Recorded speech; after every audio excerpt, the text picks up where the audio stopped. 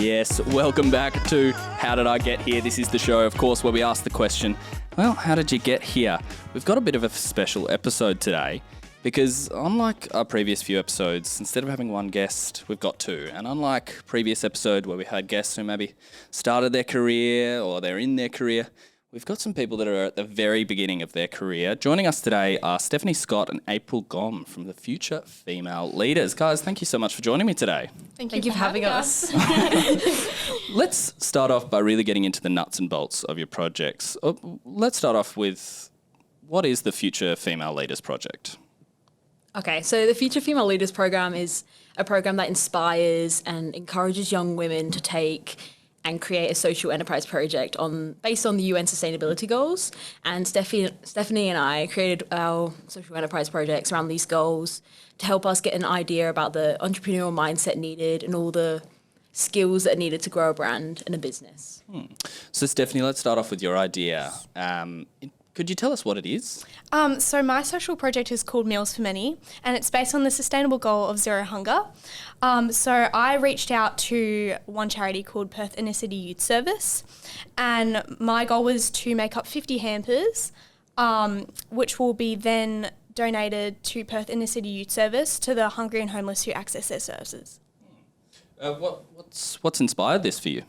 Well, ever since year 7, I've always inspired to be a leader, and particularly in year 12, I want to be a prefect. And I know as a leader, I need to develop my skills and knowledge.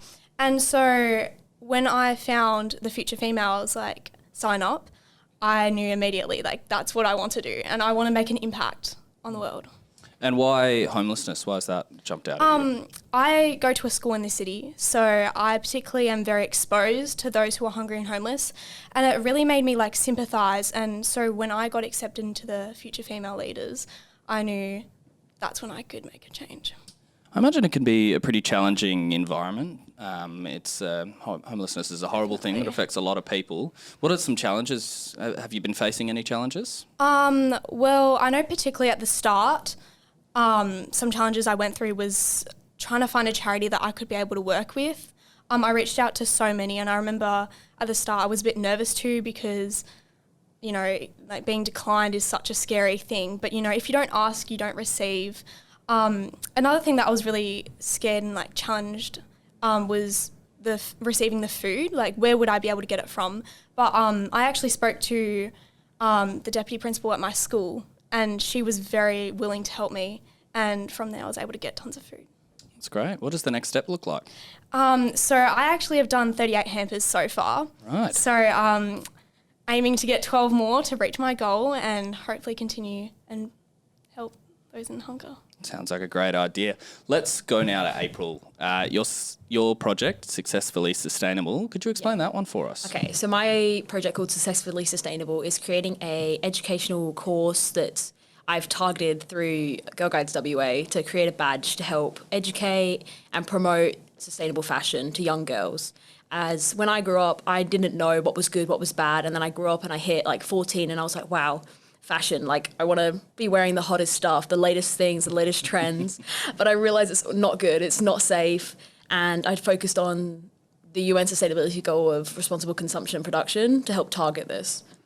So, yeah. That's such an important goal that a lot of young people have these days. Have you spoken to your friends about it? Is there a big knowledge among young people these days of where your clothes comes from? No, I agree that I don't believe there's enough knowledge because I hit my age and I was like, I don't know where my clothes come from. I just think they come from just every brand's a good brand, but in reality, it's not that easy. Fast fashion is just too common, sadly. Yeah, so you've started building this project. Have you faced any challenges so far? Yeah, I faced the challenge of getting people, creating a course that would be enjoyable, for young girls, so I've tested it with my age group, with younger age group, because I really want to start younger. So I want to start from roughly 5 and work my way up. Because if you don't start young, you hit my age and then you're just oh, Sheen. When in reality, it shouldn't be like that. What's the next step? How do you share it out to the world? So my aim is to create more of a kind of heavy on social media because obviously that's how everyone has Instagram, TikTok, Snapchat, everything like that. So ideally that's how I'd promote it and educate through people through that. So yeah. Do you have a favourite sustainable fashion brand? Not really. No favourites, yeah? No, not yet. I'm still trying to find the one for me, like especially as a teenager, because I find there's really hard. It's either like old women kind of, or really just like kids. So I don't think there's really, maybe there's some room for some teenager kind of area. So yeah. Sounds very good. Let's go now to some kind of more open questions. And this is probably a tough question, but what makes a good entrepreneur? I'd say having an open mind. Just like ready to take anything that comes, like the challenges, like you just got to be ready. And like when an opportunity comes, take it. Don't just leave it. Like this podcast came up and we were like, yeah, let's do it. So Well, thank you. you're always welcome. But yeah, I just say having an open mind and being ready to face anything is what is important. I agree. I'm going on that point. Yeah. I'd say what makes a good entrepreneur is someone that knows when one door closes, another's open, and being able to accept that. And like even what we consider to be failure. So setting a goal and not being able to achieve it, is that what we consider failure? Or like being able to work around it? That's... Yeah, I agree with that. Just working off other people as well. Like never being scared to ask for help.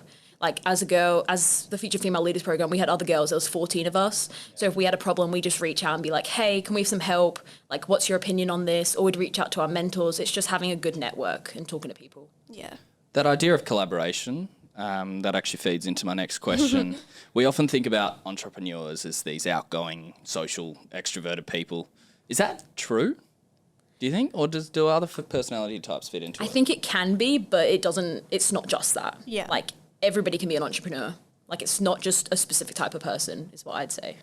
Yeah, I'd agree. Like, I don't think everyone necessarily has to be so social and out there. I know some of my friends who, like, intend to be entrepreneurs and they're so quiet, but yet they can achieve so much in life. It's always the quiet achievers that surprise you, I'd say. It's Yeah. crazy. Yeah. Very much. So you think anyone could be an entrepreneur? Yeah, anyone. You put your mind to it, you've got this. Exactly. Yeah. Very inspirational. I love it. Looking at a bit of your development now, your personal stories, what aspects of your life might have given you the ability to actually work on your projects, I should say? I'd say my network and through all like the co-curriculars I do. So like I base mine through Girl Guides. I use that as like my test and like my trial. So I use like the younger girls, the girls around me, the leaders, just as a trial, as a test to bounce back on. So I just found it really useful with my network to help me. Can we get into that a bit? Girl Guides is a very interesting program. What got you started in that? Oh, I've started since I was 5. So I just started at the start and just continued loving it ever since. So yeah. What does it actually look like these days to be a Girl Guide? At my age, it's more just, yeah. it's having a good network of friends, having a close group of girls that are from different backgrounds, different ages, different stories. It's just talking to each other and really talking about current issues is how I use it the most.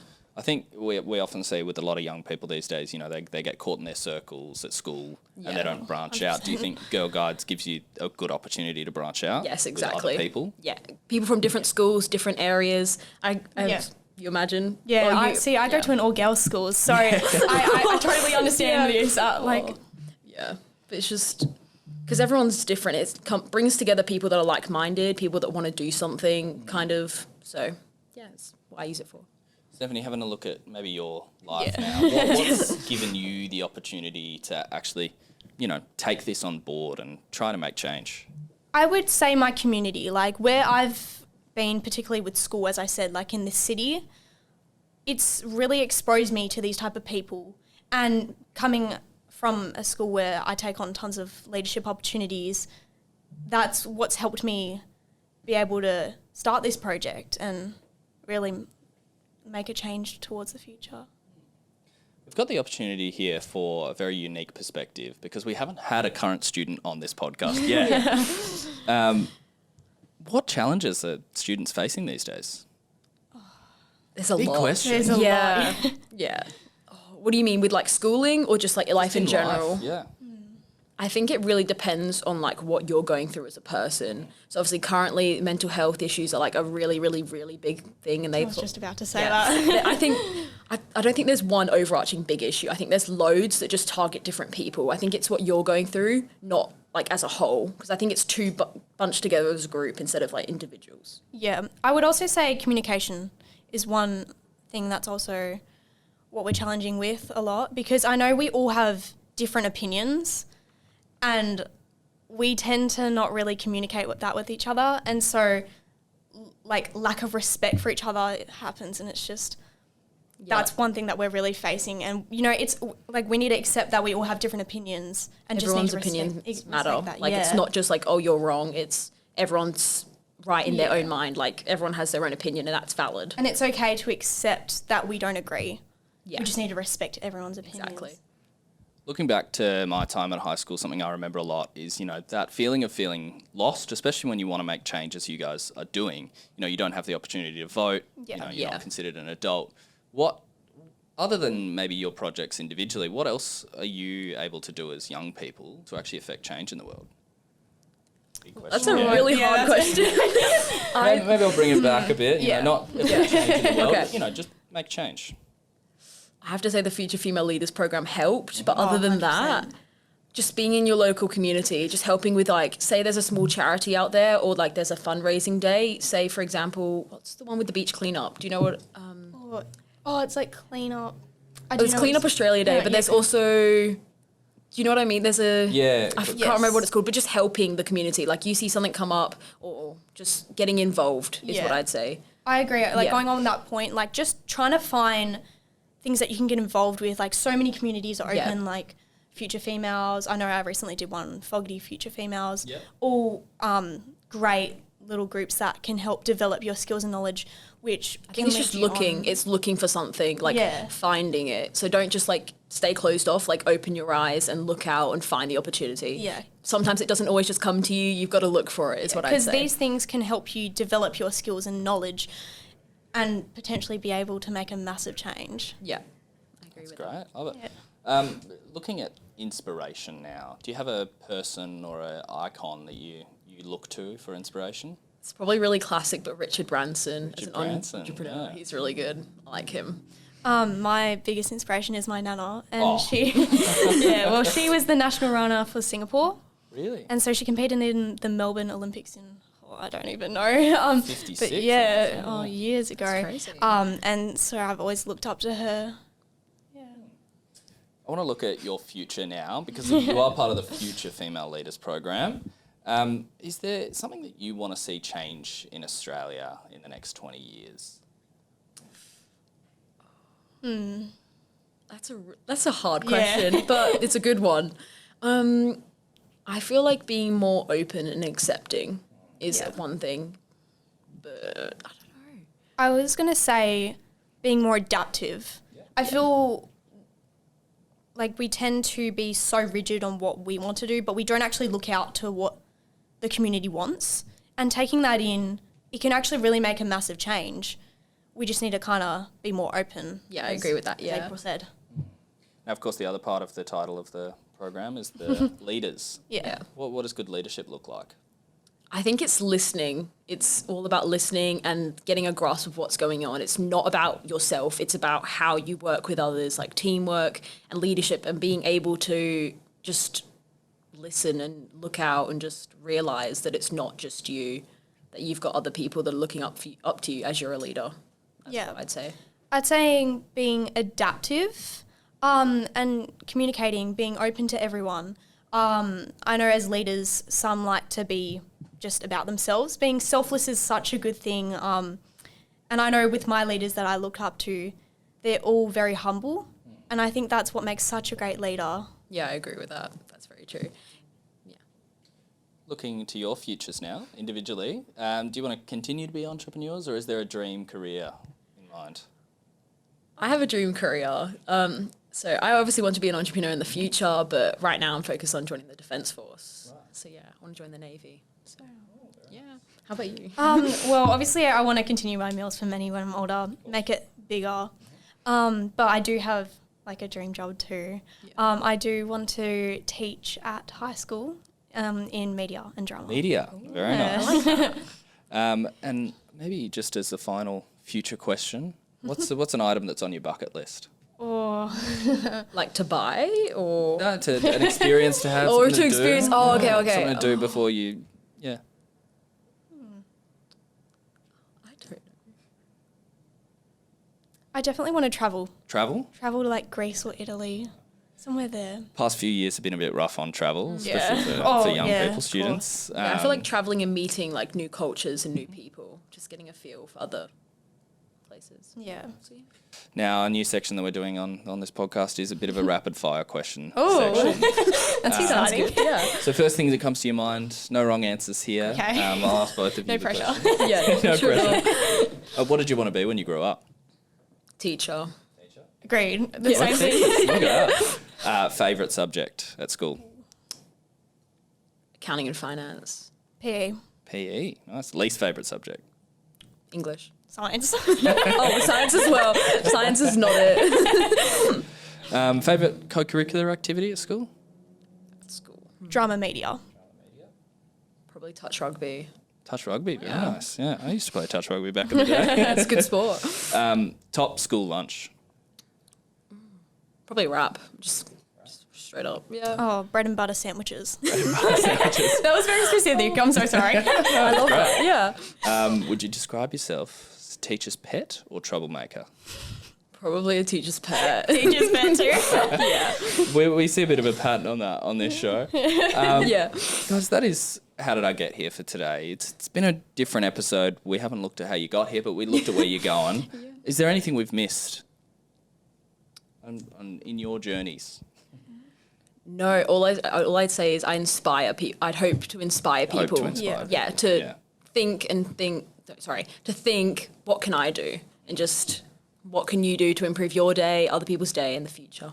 So. I'd say, like, I hope that our projects really educate people and understand the problems in our society and how, like, in the future, as us leaders, and we hope that, like, younger generations can grow up and understand these problems and make a change. Yeah. Question we ask here on the podcast to everyone that comes on is, what would you tell your 15-year-old self? Now, I'm not going to ask that today. 2 years ago. We're not going to ask that today, but we are going to ask what advice would you give teenagers of today? Don't be closed off. I'd say have an open mind and just listening to the things around you and taking all opportunities, like everything that comes, whether it's good or bad, you've learned something, you've had an experience, is what I can just recommend. Yeah. I would say don't ever be afraid to do what you love. I know, particularly me in my lower years of high school, I was so scared of being judged for what I loved doing. So, like, doing leadership roles, like performing arts, sports. But, you know, doing this stuff, like, you can get so much out of it. And at the end of the day, these people who will say stuff about you, it's not going to do anything, really. I fully agree with that. Yeah. Yeah. Just don't be scared of people's opinions. Like, don't do what you want to do. Like, ultimately in life, you just got to make yourself happy. Exactly. Like, just don't worry about what the people think. And if they don't support your successes, That's their fault. Yeah, they're not your friends. They're Like, lost. Yeah. Can't say it any better than that. Yeah. That has been How Did I Get Here for today. Search us up, student_edge on Instagram, Student Edge, one word, on TikTok. YouTube is Student Edge, or search up How Did I Get Here for all of our episodes. Head to studentedge.org for all of our competitions, advice, career tips, education advice, podcasts, articles, and much, much more. Guys, thank you so much for joining me today. Thank you so much for having us. Bye now.